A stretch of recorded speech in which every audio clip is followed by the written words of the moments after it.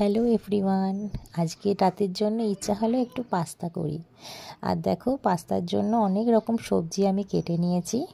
আর পাস্তাটা করেছিলাম আমি চিকেন দিয়ে। তো ফার্স্টেই পাস্তাটা আমি ভালো করে সেদ্ধ করে রেখে দিই। তারপরে আদা কুচি আর রসুন কুচির সাথে আমি ম্যাগি মশলা দিয়ে দিয়েছি, আর একটু লাল লঙ্কা গুঁড়ো আর বাটারটাকে আমি গরম করে তার সাথে মিশিয়ে নেব। খুব সুন্দর একটা স্মেল আসে তাতে।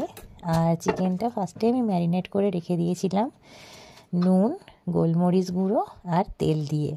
তো আধ ঘন্টা মতো ম্যারিনেশনের পরে চিকেনটা হালকা আঁচে আমি একটু ভেজে নিলাম, তার সাথে সবজিগুলোও ভেজে নিলাম। এবার ম্যাগি মশলা দিয়ে আর যে পেস্টটা বানিয়েছিলাম সেইটা দিয়ে ভালো করে কষিয়ে একটু সিদ্ধ করে নেব। আর সিদ্ধ হয়ে গেলে তারপরে আমি সেদ্ধ করা পাস্তাগুলো তার সাথে দিয়ে মাখিয়ে নেব। নিয়ে রেডি পাস্তা। কেমন লাগলো জানিও সবাই।